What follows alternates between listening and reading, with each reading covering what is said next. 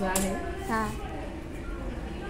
नाही मग 14.5 करू का हे म्हणजे माझ्या एवढी असेल 14 तयार आहे.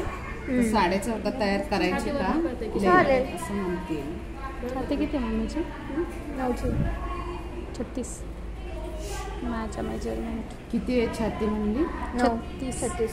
शोल्डर आता कसं कळणार त्यांचं किती 14 शोल्डर असेल. त्यांचे असेल ना मस्त तिचं शोल्डर किती आहे. 7.5 टाकलं. हुशार आहे मॅडम ती लगेच हेच कटिंग टाकणार ते पण 15च आहे. ते 7.5 टाकलं 15च आहे ह्यांचा 7.5 मुंडा आणि 7.5 शोल्डर हो तिला 6.5चा बसेल. मी गेल्या शिवला होता तो कॉलर ब्लाउज. हां जास्त लागतं का. मी लास्ट टाइम बोटनेक शिवला होता तिला 6.5चा टाकला. वेगळा झाला हा वेगळा झाला. हे पूर्ण बंद येतं. पूर्ण बंद येतं तेव्हा शोल्डर मोठंच लागतं आपल्याला. पूर्ण शोल्डरचा हाफ प्लस अर्धा इंच केला त्याच्यामध्ये. हे इथं बंद होणार आहे ना तुझं पूर्ण. गळा नाही आहे अजिबात त्याला. बोटनेकला गळा येतो तर चालू शकतो त्याला थोडंफार एकदम. मग शोल्डर किती घेतलं मग आता बोटनेकला सुद्धा 7 पाहिजे. 7 ना 7.5 टाकले मी. 15चे 6 7.5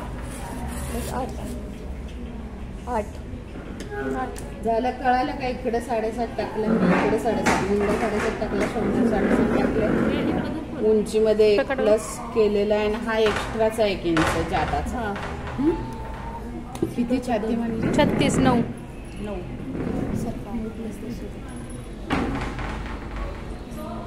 कमर 32 किती 32 आहे तर 8 चौक 32 आणि 1 इंच टक्स मार्जिन आणि शिलाई मार्जिन 1.5 इंच. हे असंच आखायचं जसं मी सांगते तसं. तुम्ही तसं आखतच नाही. चुकीचं आखायचं.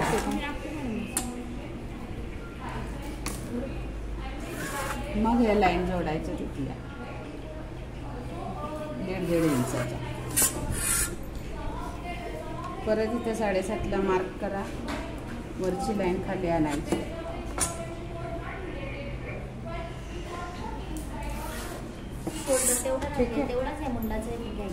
हो हे कमीच राहणार आहे आता कारण शोल्डर मोठं झालंय आपलं.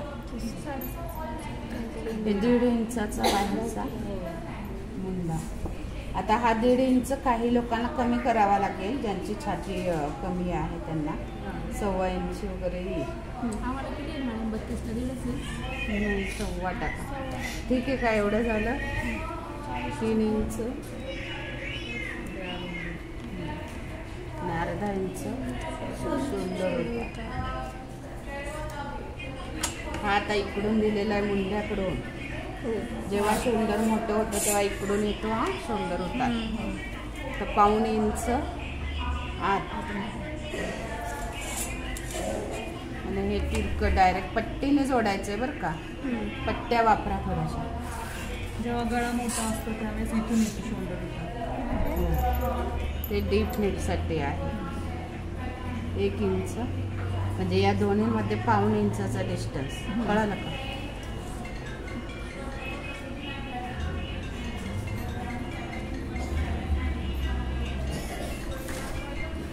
आता ह्या 3चा हाफ करायचा आहे 1.5 इंच आणि वर आपल्याला 3.5 लिटर.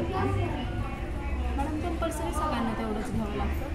कोणाकोणाला कमी लागेल पण तो होतो नंतर ॲडजस्ट करता येतो आपल्याला. 3.5 घ्या. शोल्डर जॉईनिंग करताना आपण ॲडजस्ट करू शकतो. कमी पडला तर जोडू शकत नाही.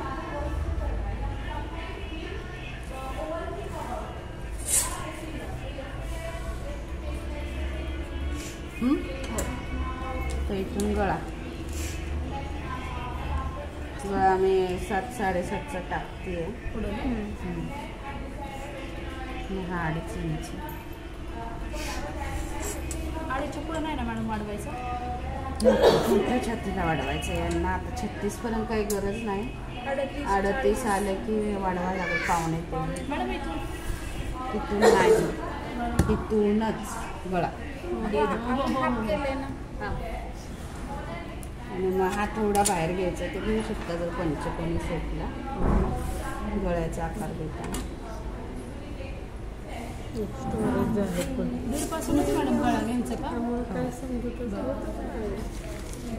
कळालं का? हो मॅडम समजलं. गळा इथूनच आखलेला आहे आपण, इथून नाही आखलेला. बरं. हे इथं आपली पट्टी येणार आहे, गळपट्टी कॅनव्हासची.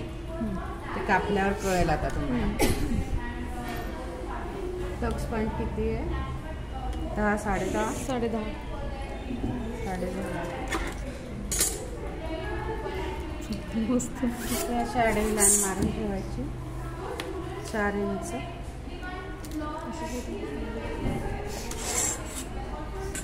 सरळ खाली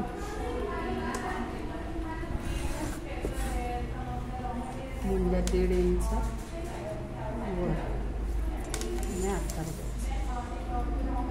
आधी डॉट लाईन करून घेत जा ज्यांना आकार येत नाही, नंतर डार्क करायचं. ते डायरेक्ट आकार द्यायला जाता. डॉटेड लाईन मारत जा ना आधी. 2 इंचाचे स्टक्स टाकते मी. 36च आहे ना. इथून 2 इंच वर. नॉर्मल सेप, नॉर्मल करायचं आहे.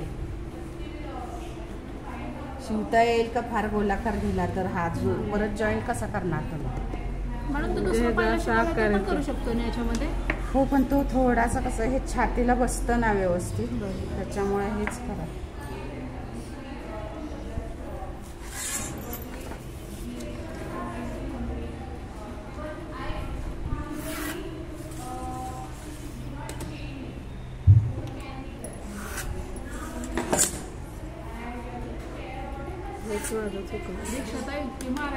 तिथून हा टक्स पण टाकला ना मॅडम, आणि इथून 3.5. 4 घेतले. 36 हात मध्ये आकार माझा जाते. पाठीमागून मॅडम 1 इंच कापून काढायचंय ना. आणि ते 3 इंचचं काय करायचं वरच्या? तेच सांगणार. पण काय म्हणायचं, पेशन्स.